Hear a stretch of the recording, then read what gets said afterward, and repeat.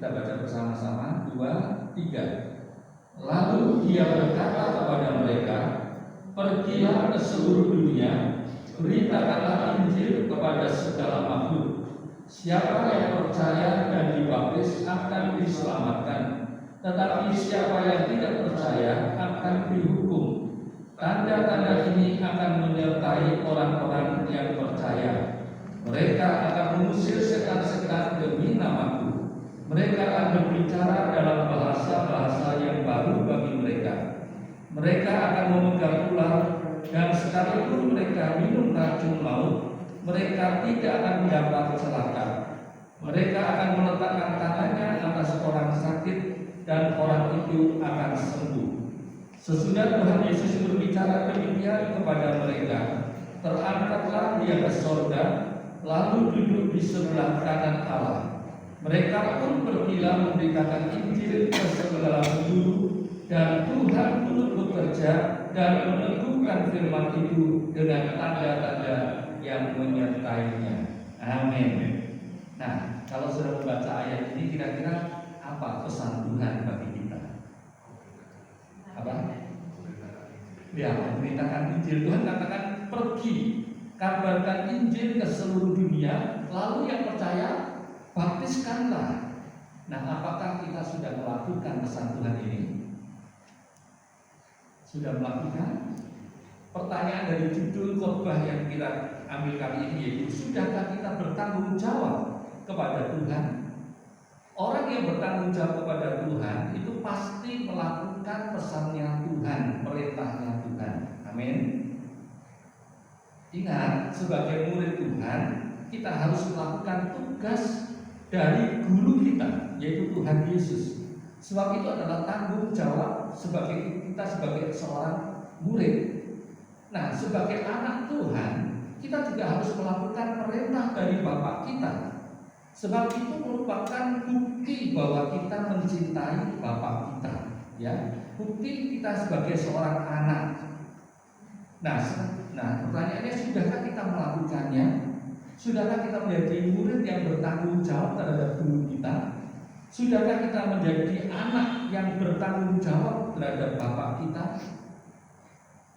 Silakan dijawab sendiri ya, dengan jujur, karena Tuhan bisa melihat hati kita.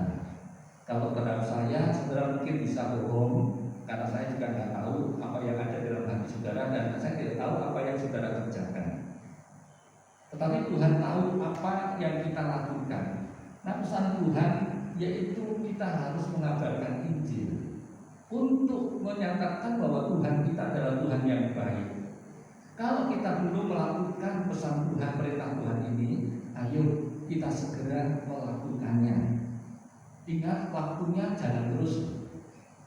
Waktunya terus berjalan. Nanti tahu-tahu waktu kita sudah habis. Kita akan menyesal nanti karena kita belum melakukan perintah Tuhan ini. Itu sebabnya kita harus melakukan sekarang sebelum waktu kita habis. Bagi yang sudah melakukannya, ayo terus melakukan lebih banyak lagi. Semakin banyak kita melakukan perintah Tuhan, maka upah kita juga akan semakin banyak, semakin mulia, dan kita tidak akan menyesal nanti. Pasti kita akan bersuka-cita di dalam kerajaan surga. Ingat, waktu ini berjalan terus, dan kita tidak tahu kapan Tuhan datang kedua kalinya untuk menjemput kita. Lebih-lebih kita tidak tahu kapan waktunya kita dipanggil pulang oleh Tuhan. Semua bisa terjadi sewaktu-waktu di dalam kehidupan kita. Itu sebabnya ayo kita belajar mengabarkan Injil. Masih ada banyak kursi-kursi yang kosong, diisi dengan jiwa-jiwa. Kita ini harus berkembang biak, ya. Sebagai domba-domba Tuhan, yang harus berkembang biak adalah domba, bukan gembalanya. Gembala memang harus berkembang biak juga, tapi yang berkembang biak lebih banyak adalah domba. Ini adalah kewajiban saudara sebagai jemaat Tuhan. Kabarkan Injil, bahwa jiwa-jiwa datang kepada Tuhan. Penuhi tempat ini dengan jiwa-jiwa. Nanti kalau Tuhan, nanti Tuhan sediakan tempat yang lebih besar lagi. Amin. Ya, ayo belajar kabarkan Injil. Nah, bagaimana caranya supaya kita ini bisa melakukan perintah Tuhan itu dengan berhasil? Sebenarnya gampang. Pada saat ini saya beri tiga cara jitu yang dilakukan oleh murid-murid Tuhan ketika mereka memberitakan Injil. Ya, nanti sudah baca Kisah Para Rasul pasal 2, peristiwa di mana Tuhan memenuhi murid-murid Tuhan dengan Roh Kudus dan kemudian Petrus berkhotbah. Nah, saat itu ada banyak jiwa-jiwa yang dimenangkan oleh Tuhan. Nah, dari kisah itu saya ambil tiga cara supaya kita bisa berhasil untuk memberitakan Injil dan memenangkan jiwa bagi Tuhan. 3 cara yang diajarkan oleh Tuhan dalam Alkitab bagi kita. Yang pertama adalah kita harus mau dipimpin oleh Roh Kudus. Kita harus mau dipimpin oleh Roh Kudus. Coba renungkan, kenapa Petrus bisa berkhotbah secara luar biasa? Padahal dia sebenarnya belum pernah khotbah. Khotbah yang dicatat dalam Kisah Para Rasul 2 ini merupakan khotbah perdana, khotbah pertama dari Petrus. Sebelumnya dia tidak pernah berkhotbah, tetapi begitu dia berkhotbah, hasilnya 3.000 jiwa bertobat dan diselamatkan. Coba kita baca Kisah Para Rasul 2 ayat 14 sampai dengan ayat 18. Kalau ada yang mau baca boleh, ya, saya berikan kesempatan di supaya itu membaca. Kisah Para Rasul 2 ayat 14 sampai 18. Kisah Rasul 2 ayat 14 sampai 18.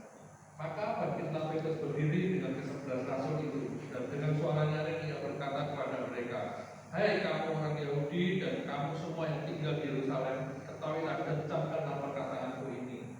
Orang-orang ini tidak mampu seperti yang kamu sangka, karena hari baru pukul 9. Tetapi itulah yang difirmankan Allah dengan perantaraan Nabi Yoel. Akan terjadi pada hari-hari terakhir, demikianlah firman Allah, bahwa aku akan mencurahkan rohku ke atas semua manusia. Maka anak-anakmu laki-laki dan perempuan akan bernubuat, dan teruna-terunamu akan mendapat giliran penglihatan, dan orang-orang yang tua akan mendapat mimpi. Juga ke atas hamba-hambaku laki-laki dan perempuan akan kucurahkan rohku pada hari-hari itu, dan mereka akan bernubuat." Terus baca ayat 41. Ayat yang ke-41, orang-orang yang menerima perkataannya itu memberi diri dibaptis, dan pada hari itu jumlah mereka bertambah kira-kira 3.000 jiwa. Berarti kan firman mengatakan dalam ayat 41 pada saat itu yang bertobat kira-kira 3.000 jiwa. Apa rahasianya kok murid-murid Tuhan itu bisa membawa 3.000 jiwa datang kepada Tuhan Yesus? Apa rahasianya? Apa karena mereka itu pendeta-pendeta yang punya gelar kesarjana teologian yang banyak, ya, mungkin master, mungkin doktor, mungkin PhD dan sebagainya? Apakah karena mereka pengkhotbah-pengkhotbah yang punya gelar-gelar teologi yang begitu banyak? Bukan, tidak. Ya. Apa karena mereka sudah sangat berpengalaman di dalam mengabarkan Injil? Saya rasa juga tidak. Kalau kita membaca dalam Alkitab, mereka baru 2 kali diutus oleh Tuhan untuk pergi berdua-dua mengabarkan Injil. Yang pertama adalah 12 murid yang diperintahkan Tuhan pergi berdua-dua untuk mengabarkan Injil. Yang kedua kalinya adalah 70 murid. Nah, kita tidak tahu 70 murid ini termasuk yang 12 murid tadi atau 70 murid yang lain. Kalau itu 70 murid yang lain, berarti 12 murid Tuhan baru 1 kali diutus untuk mengabarkan Injil. Tetapi mereka bisa membuat orang banyak bertobat. Mereka adalah orang-orang yang sederhana, ya, orang-orang yang berasal dari Galilea. Sebagian dari mereka adalah para nelayan yang sederhana, dan yang lainnya juga adalah orang-orang yang sederhana. Kalau saudara melihat peta di Israel, Galilea itu tempatnya di sebelah utara dari Israel, sedangkan Yerusalem itu ada di sebelah selatan Israel. Yerusalem kota besar, sedangkan Galilea itu kota-kotanya kecil-kecil, boleh dikatakan pedesaan. Tetapi mereka bisa dipakai oleh Tuhan begitu luar biasa, sehingga ketika Petrus khotbah 3.000 jiwa dimenangkan. Dan ketika mereka memberitakan Injil, 120 murid memberitakan Injil, orang banyak mendengarnya begitu tercengang-cengang. Di dalam ayat yang ke-7 dikatakan, orang banyak yang mendengar mereka berbicara, semuanya tercengang-cengang. Apa rahasianya? Ya rahasianya adalah karena Roh Kudus turun ke atas mereka, memenuhi kehidupan mereka, dan mereka mau dipimpin oleh Roh Kudus. Itu rahasianya. Perhatikan, sebenarnya ini adalah rahasia yang harus kita kerjakan bersama-sama dengan Tuhan. Tuhan yang memberikan Roh Kudus kepada kita, dan kita yang harus mau dipimpin oleh Roh Kudus. Di dalam ayat yang ke-1 sampai ayat yang ke-4a, di situ dikatakan Tuhan mencurahkan Roh Kudus ke atas murid-murid Tuhan. Kemudian dalam ayat yang ke-4b dikatakan bahwa murid-murid Tuhan itu mulai berkata-kata sesuai dengan apa yang dikatakan, yang diajarkan oleh Roh Kudus kepada mereka. Jadi harus ada kerjasama antara kita dengan Roh Kudus, dengan Tuhan. Roh Kudus itu diberikan pada kita yang harus nurut kepada pimpinan Roh Kudus. Nah, itu rahasia utamanya. Itu sebabnya kita harus minta kepada Tuhan Yesus supaya Tuhan memberikan Roh Kudus itu kepada kita, sampai kita benar-benar penuh dengan Roh Kudus. Dan sebenarnya Tuhan memang mau memberikan. Ya, kalau sudah baca dalam Yohanes 20 ayat yang ke-22, di situ Tuhan katakan kepada murid-muridnya, terimalah Roh Kudus. Dan setelah Tuhan berkata begitu, Tuhan mengembusi, Tuhan bertindak, Tuhan meniupkan nafasnya kepada mereka. Dan nafas Allah, nama Tuhan Yesus adalah Roh Kudus, Roh Allah. Jadi dari pihak Tuhan sudah jelas sekali Tuhan mau memberikan Roh Kudusnya kepada kita. Ini bukan cuma janji kosong, ya. Tuhan tidak pernah PHP kepada kita, tetapi benar-benar Tuhan akan genapi, Tuhan akan memenuhi janjinya kepada kita. Dan ini sudah dibuktikan oleh Tuhan dengan Tuhan memberikan Roh Kudus ke atas 120 murid yang sedang berkumpul di Yerusalem menantikan janji Tuhan. Semuanya dipenuhi Roh Kudus, tidak ada yang ditinggalkan. Tuhan tidak pernah pilih kasih, Tuhan tidak pandang bulu, semua diberi Roh Kudus. Nah, perhatikan, kalau Tuhan memberikan Roh Kudus kepada kita, tujuannya adalah supaya kita ini mengajar, bisa mengajar dan melakukan apa yang menjadi kehendak Tuhan. Roh Kudus akan mengajar kita untuk melakukan apa yang menjadi kehendaknya Tuhan. Ya, di dalam Lukas 12 ayat 11 dan 12, di situ Tuhan katakan, kalau kamu nanti dihadapkan kepada mahkamah agama, kamu didakwa, kamu tidak usah bingung, tidak usah takut, tidak usah mikir nanti aku ini harus jawab apa ya. Tidak usah berpikir demikian, karena Roh Kudus nanti akan memberikan kata-kata itu di lidah kita, sehingga apa yang harus kita katakan itu nanti akan kita katakan sesuai dengan ajarannya dari Roh Kudus. Roh Kudus yang mengajar kita berbicara, Roh Kudus yang mengajarkan kita untuk berkata-kata. Itu sebabnya selain kita minta supaya Tuhan memenuhi kita dengan Roh Kudus, nah dari diri kita sendiri kita harus mau dipimpin oleh Roh Kudus. Harus nurut, jangan ngeyel, ya, nggak boleh ngeyel kepada Roh Kudus, nggak boleh ngeyel, harus nurut kepada Roh Kudus. Dan kalau Roh Kudus itu mengajak kita untuk masuk lebih dalam di dalam kebenaran firman Tuhan, Yohanes 16 ayat 13, ya kita harus nurut. Kita harus belajar firman Tuhan. Kita harus adakan waktu untuk belajar firman Tuhan. Kalau kita nggak mau belajar firman Tuhan, ya bagaimana kita bisa mengerti lebih dalam firman Tuhan itu? Jangan kita berkata, loh, katanya Roh Kudus yang mengajar kita. Kan kalau sudah diajar Roh Kudus kan sudah, tidak perlu belajar, tapi Roh Kudus yang akan mengajar kepada kita. Ya, Roh Kudus akan mengajar kepada kita, tetapi kita yang harus belajar, kita harus mau belajar.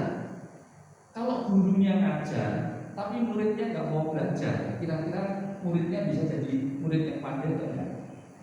Gurunya pintar, hebat, ya. Dia ngajar dengan sungguh-sungguh, tapi muridnya nggak mau belajar, bisa jadi murid yang pandai? Nggak bisa. Ya. Gurunya ngajar dengan sungguh-sungguh, muridnya juga harus belajar dengan sungguh-sungguh. Kalau muridnya nggak mau belajar, nanti gurunya mantel, jengkel. Nah, kalau Roh Kudus jengkel kepada kita, terus kemudian meninggalkan kita, tidak mau tinggal dalam kita lagi, gimana nanti? Kita binasa, ya. Itu sebabnya kita akan mau belajar firman Tuhan. Lebih-lebih pada akhir zaman ini, saudara dan saya harus lebih banyak belajar firman Tuhan. Di rumah baca Alkitab, kita sungguh-sungguh renungkan. Kalau ada yang tidak ngerti, suruh dicatat. Nanti ditanyakan pada gembala saudara atau pada siapa yang lebih mengerti. Kita harus benar banyak belajar karena akhir zaman ini ada banyak pengajaran yang aneh-aneh, yang sesat. Dan yang ngajar bukan orang luar. Kalau dari orang luar yang ngajar, kita tahu sudah tidak kita dengarkan. Yang ngajar pendeta-pendeta saudara. Sekarang itu pendeta-pendeta mengajarnya aneh-aneh karena ingin dapat katanya pewahyuan yang baru dari Tuhan. Sehingga akhirnya malah keluar dari firman Tuhan. Ada yang mengajarkan bahwa Tuhan Yesus itu bukan Tuhan. Ada yang mengatakan Tuhan Yesus itu Tuhan tapi bukan Allah. Ada yang mengatakan bahwa Tuhan Yesus bukan juru selamat dunia. Tuhan Yesus itu bukan Allah. Tuhan Yesus itu hanya manusia biasa yang dilahirkan oleh Maria. Cuma dia sempurna. Ada enggak manusia sempurna? Enggak ada. Manusia semua sudah berbuat dosa Roma 3. Nah, kalau kita tidak ngerti firman Tuhan, kita akan gampang diselewengkan iman kita oleh ajaran-ajaran yang sesat itu. Yang ajar itu pendeta-pendeta gede itu saudara. Yang jemaatnya katanya ratusan ribu orang. Tapi lihat, pengajarannya jadi aneh-aneh. Kalau sudah lihat di YouTube, wah banyak itu pengajaran-pengajaran yang aneh. Ya. Ada yang dari Korea dan itu sudah masuk di Indonesia. Katanya pendetanya itu adalah titisannya Tuhan Yesus. Ya, macam-macam ya. Dan mereka mengadakan kursus Alkitab gratis, saudara. Malah ditawari dengan ini kalau perlu tempat tinggal gratis dia siapkan semuanya. Luar biasa. Ada seorang jemaat di Madiun, jemaat yang berasal dari agama Islam, yang kemudian bertobat datang ke ibadah di Madiun. Dia ingin belajar firman Tuhan, dan dia katakan saya tak ikut ini ya kursus Alkitab ini. Dia sudah hubungi dan disambut dengan baik. Dia katakan, oke, mau online boleh, mau pergi ke Bali saya tanggung, makan tempat tinggal gratis semua. Saya tanya dari gereja apa, dia nggak tahu, cuma dia sebutkan nama kursus Alkitabnya. Saya juga nggak tahu, tapi saya cari, saya searching di Google, saya cari di internet apa itu. Dan ternyata itu adalah sekolah Alkitab yang dibuat oleh kelompok dari Korea, gereja Korea ini. Saya katakan jangan. Oh ini saya dihubungi lagi suruh berangkat ke Bali. Kalau menurut saya kamu jangan berangkat. Karena pengajarannya jelas berbeda. Ya, baru-baru ini dia juga ngomong saya ingin datang ke gereja lain, mau belajar firman Tuhan lebih banyak. Saya tanya, apa di tempat kita belum puas? Kalau belum puas ya silakan. Saya nggak bisa menahan saudara untuk tetap di sini. Kalau mau belajar silakan, tetapi saya bilang seharusnya yang sudah lakukan adalah lebih banyak baca Alkitab. Sebab kalau sudah mendengar banyak pengajaran, yang suka dengar dari YouTube juga ya, dari banyak pendeta-pendeta. Ya, saya katakan kalau kamu tidak punya dasar firman Tuhan yang kuat, kamu nanti sesat. Karena kamu tidak bisa bedakan ini pengajaran benar atau salah. Yang penting tentunya kamu belajar Alkitab itu, baca dengan sungguh-sungguh supaya kamu ngerti, sehingga ketika mendengarkan pengajaran yang aneh-aneh, yang beda, kamu bisa langsung tahu ini tidak benar. Yang saya katakan pada dia, saya tidak bisa nahan seorang di gereja, tapi saya anjurkan belajar firman Tuhan. Kalau kita tidak ngerti firman Tuhan, kita akan dicapok oleh pengajaran-pengajaran sesat dan kita akan binasa. Itu sebabnya mintalah kepada Roh Kudus untuk memenuhi kita dan memimpin hidup kita. Dan kita harus mau dipimpin oleh Roh Kudus. Kalau Roh Kudus memimpin kita, Dia tidak akan memimpin kita untuk bertentangan dengan firman Allah. Kudus yang memimpin kita, dia tidak akan membawa kita melawan kepada firman Tuhan. Karena Roh Kudus itu rohnya Tuhan Yesus. Tuhan Yesus itu firman Allah. Jadi apa yang diajarkan Roh Kudus tidak mungkin berlawanan dengan apa yang ditulis oleh firman Tuhan. Pasti sama. Nah, itu yang harus kita lakukan. Jangan sampai kita ini berkata, saya sudah penuh Roh Kudus, saya dipimpin oleh Roh Kudus, tetapi kelakuan kita, perkataan kita selalu bertentangan dengan firman Tuhan. Itu bukan dipenuhi Roh Kudus, ya. Roh Kudus tidak akan membawa kita untuk melawan kepada firman Tuhan. Nah, cara hidup yang pertama yang harus kita lakukan supaya kita bisa mengabarkan Injil dan berhasil, yaitu kita harus minta Roh Kudus hadir dalam kehidupan kita dan memimpin kita, dan kita harus mau dipimpin oleh Roh Kudus untuk melakukan kehendak Allah. Hanya orang yang melakukan kehendak Bapa di surga yang akan boleh masuk dalam kerajaan surga. Matius 7 ayat 21 sampai 23. Ya, ayat-ayat nanti kita tadi sudah baca di rumah. Jadi yang pertama kali harus minta Roh Kudus memimpin kehidupan kita. Cara yang kedua yaitu ceritakan saja tentang Tuhan Yesus itu dan apa yang Tuhan kerjakan di dalam kehidupan kita. Ceritakan saja. Nah, perhatikan murid-murid yang dipenuhi Roh Kudus mulai berbicara tentang pekerjaan-pekerjaan besar yang dilakukan oleh Allah. Coba baca ayat 5 sampai 11. Kisah Para Rasul 2 ayat 5 sampai 11. Ada yang mau baca? Ayat 5 sampai 11. Waktu itu di Yerusalem, dia orang Yahudi yang sana dari segala bangsa dibawa kolong langit. Ketika turun bunyi itu, berkerumunlah orang banyak. Mereka bingung karena mereka masing-masing mendengar rasul-rasul itu berkata-kata dalam bahasa mereka sendiri. Mereka semua tercengang-cengang heran, lalu berkata, bukankah mereka semua yang berkata-kata itu orang Galilea? Bagaimana mungkin kita masing-masing mendengar mereka berkata-kata dalam bahasa kita sendiri, yaitu bahasa yang kita pakai di negeri asal kita? Kita orang Partia, Media, Elam, penduduk Mesopotamia, Yudea dan Kapadokia, Pontus dan Asia, Frigia dan Pamfilia, Mesir dan daerah-daerah Libya yang berdekatan dengan Kirinya, pendatang-pendatang dari Roma, baik orang Yahudi maupun penganut agama Yahudi, orang Kreta dan orang Arab. Kita mendengar mereka berkata-kata dalam bahasa kita sendiri tentang perbuatan-perbuatan besar yang dilakukan Allah. Nah, perhatikan, murid-murid itu menceritakan tentang Tuhan Yesus dan perbuatan-perbuatan yang besar yang dilakukan oleh Allah. Baik yang dilakukan oleh Allah secara umum, yaitu menyelamatkan umat manusia dari kebinasaan kekal akibat perbuatan dosa manusia. Tuhan menyelamatkan secara umum. Juga apa yang Tuhan Yesus lakukan di dalam pelayanan. Murid-murid itu jadi saksinya. Mereka menceritakan bagaimana Tuhan Yesus itu menyembuhkan orang yang sakit, membangkitkan orang yang mati, melepaskan orang yang dirasuk setan, dan melakukan banyak tanda-tanda ajaib yang lain. Mereka ceritakan apa yang dilakukan oleh Tuhan Yesus, ya. Apa yang dikerjakan oleh Tuhan, pekerjaan-pekerjaan besar yang dilakukan oleh Allah itu yang diceritakan.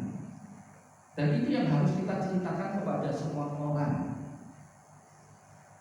Seringkali kalau kita disuruh untuk mengabarkan Injil, kita berkata, saya ini kan bukan pendeta, saya kan tidak bisa khotbah. Lah siapa yang menyuruh saudara khotbah? Kalau saudara khotbah ngabarin Injil dengan khotbah, malah orang nggak mau dengar kita. Ya, Tuhan tidak menyuruh kita berkhotbah. Tuhan hanya menyuruh kita menceritakan apa yang sudah Tuhan kerjakan di dalam kehidupan kita. Itu yang harus kita ceritakan. Ya, ingat pesan Tuhan kepada orang yang dibebaskan dari rasukan dari setan legion. Jadi sudah dibaca dalam Markus 5 ayat 19 sampai ayat 20. Ketika orang yang dirasuk setan legion itu dilepaskan oleh Tuhan dari kuasa-kuasa setan, orang itu berkata pada Tuhan, Tuhan, saya tak ikut engkau ya. Kemana engkau pergi saya mau ikut. Apa kata Tuhan? Tuhan katakan tidak usah. Kamu kamu pulang aja ke rumah ke kampungmu, ceritakan kepada orang-orang di kampungmu apa yang Tuhan sudah lakukan seperti itu. Dan orang itu benar-benar pulang ke kampungnya dan mulai cerita kepada semua orang yang di kampungnya. Bahkan dia tidak cuma cerita di kampungnya saja. Firman Tuhan katakan dia menceritakan peristiwa itu, pengalamannya itu kepada orang-orang di seluruh daerah Dekapolis. Dekapolis itu ada 10 kota, namanya Dekapolis itu 10 kota. Ya, tidak hanya cerita di kampungnya saja, tapi sampai ke kota-kota yang ada di sekitarnya. Dia ceritakan apa yang Tuhan sudah lakukan di dalam kehidupannya. Nah, Tuhan tidak suruh saudara berkhotbah, tetapi Tuhan suruh saudara bercerita tentang pengalaman hidup saudara bersama Tuhan. Biar yang khotbah itu Bapak Pendeta saja, Petrus saja yang khotbah. Tugas saudara adalah cerita, ya. Nah, perhatikan, sebenarnya yang dikhotbahkan oleh Petrus dengan yang diceritakan oleh murid-murid yang lain intinya sama. Nanti sudah baca ya dalam Kisah Para Rasul 2 itu khotbahnya Petrus. Nanti sudah lihat apa yang dikatakan Petrus juga sama seperti yang diceritakan oleh murid-murid Tuhan, yaitu tentang Tuhan Yesus, tentang pekerjaan-pekerjaan besar yang dilakukan oleh Tuhan Yesus. Itu yang harus kita lakukan. Dan setelah kita cerita tentang Tuhan Yesus dan pekerjaannya yang luar biasa, dan kalau ada orang-orang yang bertobat, ayo dibaptiskan, ya, dibaptiskan supaya dia menjadi anak-anak Tuhan, kemudian dilayani, dipelihara supaya mereka tumbuh di dalam Tuhan Yesus. Nah, sebenarnya gampang atau susah kok ceritanya? Gampang atau sulit? Setiap hari saudara banyak cerita loh, itu ya, cerita tentang, oh saya baru beli baju baru tuh, ini loh baju ini murah ini. Mungkin yang lain juga baru cerita tentang apa lagi ya? Pekerjaannya, aduh saya diberkati Tuhan loh. Yang lain berkata apa lagi? Cerita apa lagi? Ini cerita tentang anaknya dan yang lain-lain.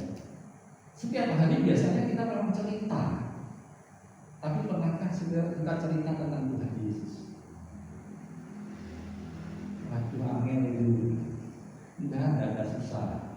Kemarin ada seorang jemaat yang saya, dia cerita, dia pergi ke temannya yang rumahnya agak jauh di belakangnya dekat kuburan, dan dia katakan, saya kunjungi orang itu, teman saya yang baik, dan saya kunjungi orang yang sakit, dan saya ajak percaya pada Tuhan Yesus.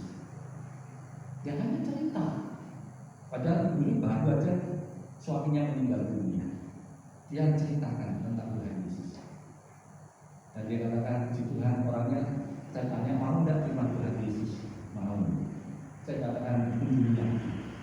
Terus dikunjungi supaya kuat imannya dan diajak ke gereja. Sebenarnya cerita tentang Tuhan Yesus itu tidak sulit, saudara. Kita hanya cerita apa yang kita alami dalam kehidupan kita. Itu saja, ya. Dengan menceritakan kebaikan Tuhan yang sudah kita alami, nanti kita sudah menceritakan tentang Tuhan Yesus kepada mereka. Kalau biasanya kita ini cuma sudah cerita omong kosong, ayo sekarang dirubah. Topiknya bukan cerita omong kosong lagi, tapi tentang kebaikan Tuhan Yesus.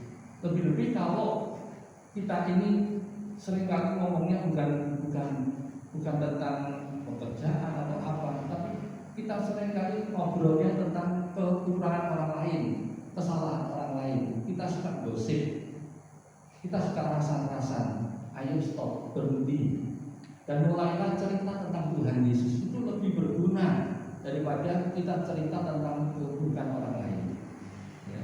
Kalau kita suka merasani, nanti akhirnya kita juga dirasani orang, ya. Kita akan dibawa orang, kita akan dipermalukan. Ceritalah tentang Tuhan Yesus, ya. Kita akan mendapatkan upah dari Tuhan. Terus lihat, kita ini harus cerita tentang Tuhan Yesus. Apa yang kita alami itu aja. Baru-baru ini ada sebuah video yang cukup viral tentang seorang ibu yang tua. Saya lupa ya pekerjaannya apa, mungkin juga pernah lihat juga. Seorang ibu yang sangat tua, yang anak-anaknya semuanya berhasil. Ada yang jadi sarjana-sarjana, ada yang jadi pejabat-pejabat, pokoknya berhasil. Dan suatu saat ada yang mengajak dia untuk datang di sebuah seminar untuk menjadi narasumber, untuk bisa ceritakan rahasia kesuksesan dari ibu ini.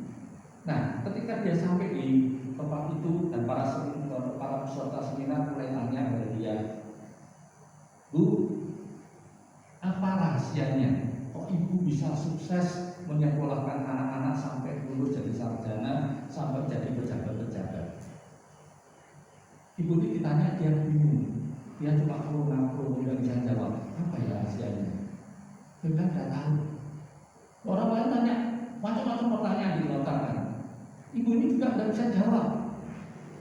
Ya, akhirnya ada seorang yang bertanya kepada dia, "Bu, apa ibu ini tidak pernah punya masalah dalam hidupnya ibu?" Nah, ibu ini juga bingung lagi. Dia tanya, "Apa sih masalah itu?" Ya, namanya masalah aja nggak ngerti dia.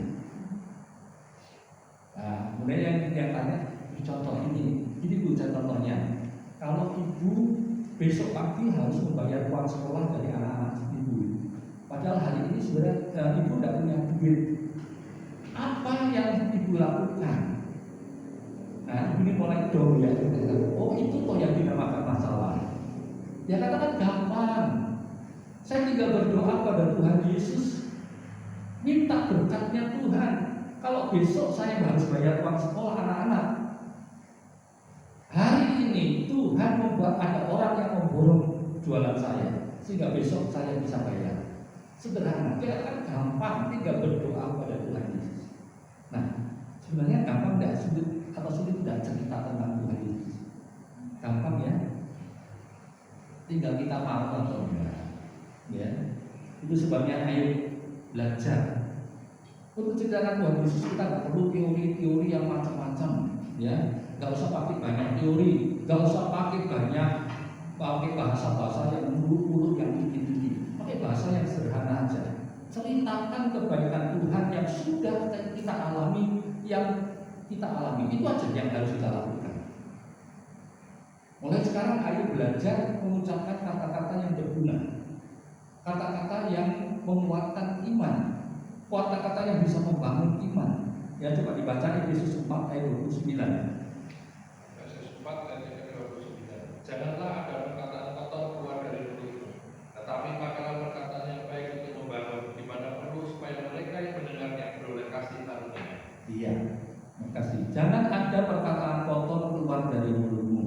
Pakai perkataan yang baik untuk membangun, ya, untuk membangun supaya mereka yang mendengarnya beroleh kasih karunia. Satu ayat tadi Efesus 5 ayat yang keempat. Efesus 5 ayat yang keempat.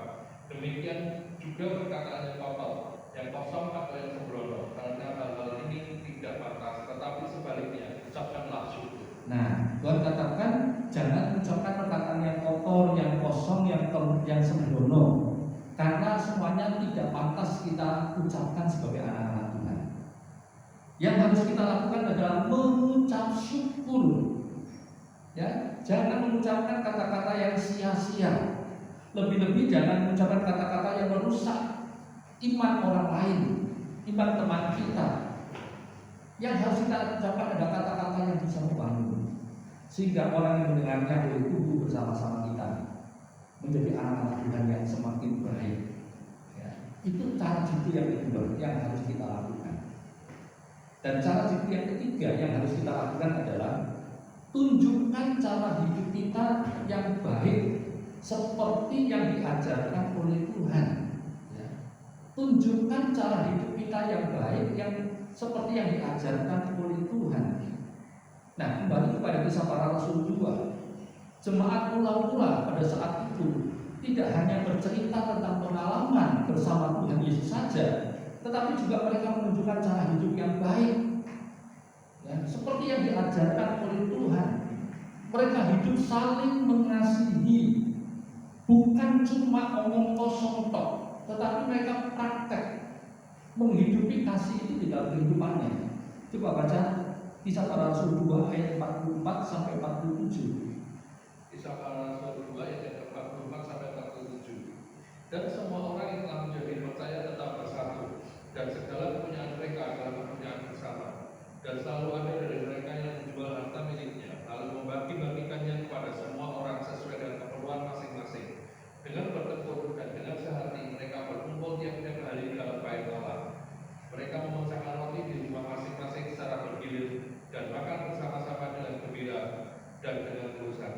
sambil memuji Allah. Dan mereka disukai semua orang, dan tiap-tiap hari Tuhan menambah jumlah mereka dengan orang yang diselamatkan. Nah, ya, apa yang dilakukan oleh murid-murid Tuhan itu, mereka suka bersekutu bersama-sama di dalam bait Allah, di dalam gereja. Mereka secara bergiliran menerima teman-temannya di rumahnya untuk makan bersama, bersekutu bersama-sama, makan bersama-sama. Kalau ada teman yang kekurangan, mereka ikut membantu. Bahkan kalau perlu ada yang menjual rumahnya, ladangnya untuk membantu orang-orang yang betul-betul mengalami kesulitan. Dan mereka lakukan semua itu dengan hati yang tulus, dengan kasih, bukan untuk mencari pujian bagi dirinya sendiri. Ya. Nah, begitu juga dengan kita. Kita harus berbuat sama seperti murid-murid Tuhan, seperti jemaat yang pulang-pulang ini. Gampangnya gini, kita tunjukkan cara hidup kita yang baik, yang sesuai dengan apa yang Tuhan ajarkan kepada kita. Itulah yang harus kita lakukan. Perilaku kita sehari-hari.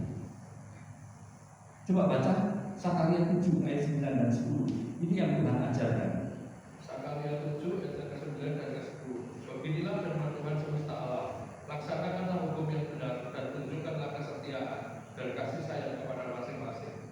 Janganlah menindas janda dan anak yatim, orang asing dan orang miskin, dan janganlah merancang kejahatan dalam hatimu terhadap masing-masing. Satu ayat lagi, Efesus 4 ayat yang kedua.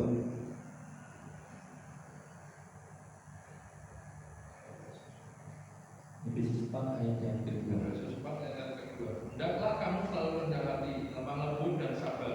Tunjukkanlah kasihmu dalam hal saling membantu. Nah, kalau kita perhatikan ayat-ayat yang tadi kita baca, ini yang Tuhan ajarkan, supaya kita saling setia satu dengan yang lain dan harus saling mengasihi satu dengan yang lain, terutama di dalam keluarga.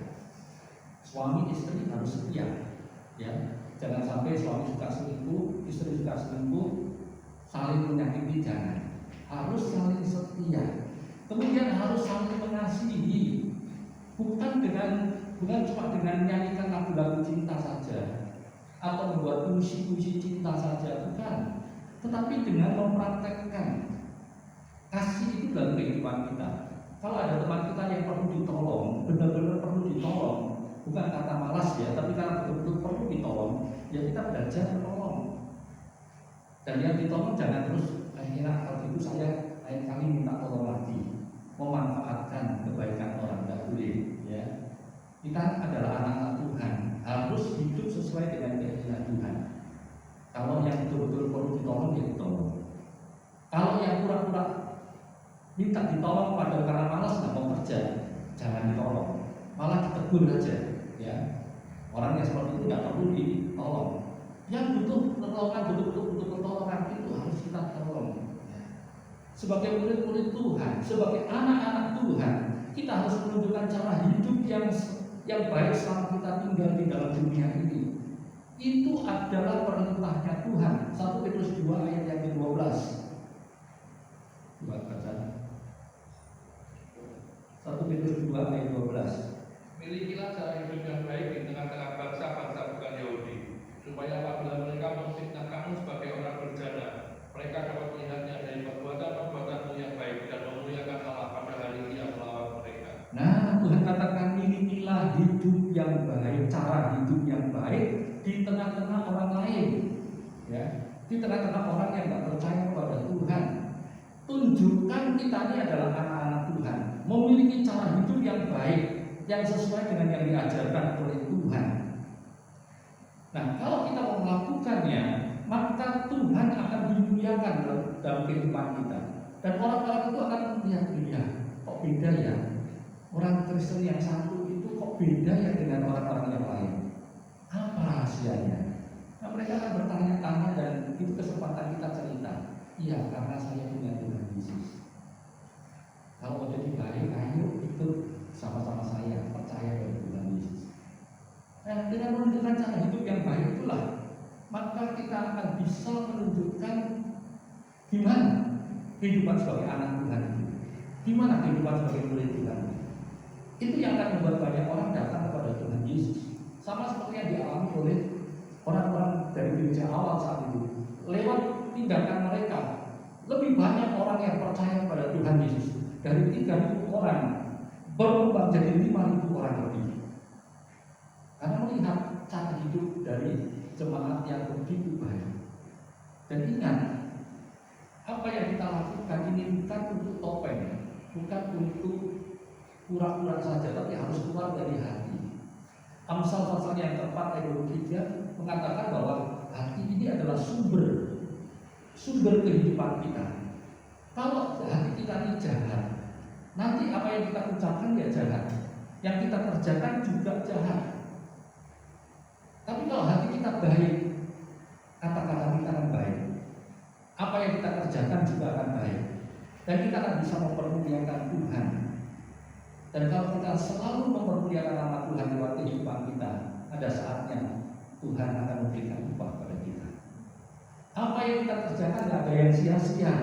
Ya, firman Tuhan katakan semua yang kita lakukan di dalam Tuhan Yesus itu dicatat oleh Tuhan di dalam buku kehidupannya, dan akan Tuhan berikan upah yang sesuai dengan yang kita lakukan. Nah, 3 cara yang sudah Tuhan ajarkan kepada kita. Sulit apa gampang untuk melakukannya? Sulit apa gampang?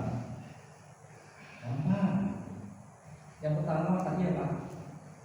Minta supaya Roh Kudus memenuhi kita. Dan kalau kita dipenuhi Roh Kudus, nurutlah kepada Roh Kudus. Nurut dipimpin Roh Kudus. Yang kedua apa? Cerita. Cuma sekedar cerita, tidak usah khotbah, tidak usah menunjukkan ayat ini. Mazmur 115 katakan begini, Injil Yohanes 3 ayat 16 katakan begini, tidak usah. Ya, cerita aja pengalaman hidup kita bersama-sama dengan Tuhan. Bagaimana Tuhan itu baik pada kita, menolong kita. Itu yang kita ceritakan.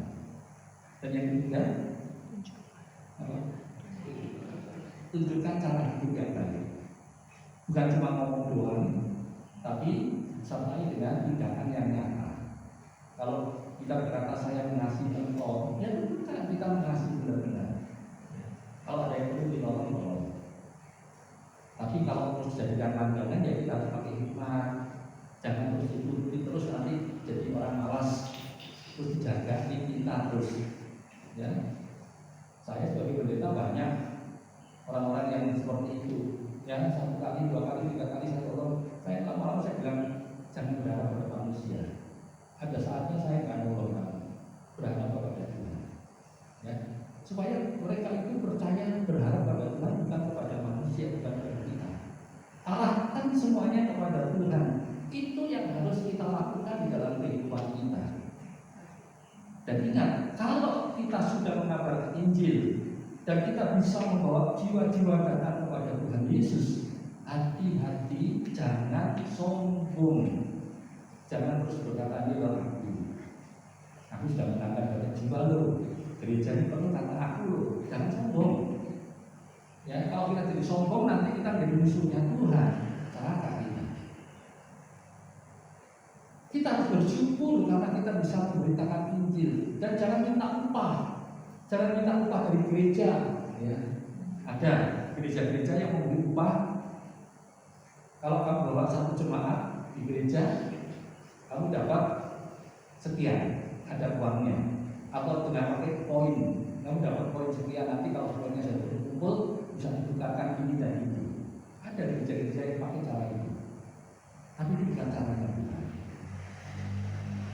Kalau kita bisa mengabarkan Injil, jangan minta upah, baik dari gereja ataupun dari Tuhan. Ya. Karena kalau kita bisa mengabarkan Injil tanpa upah, itu sudah satu kehormatan buat kita. Coba kita baca 1 Korintus 9 ayat 16 sampai 18.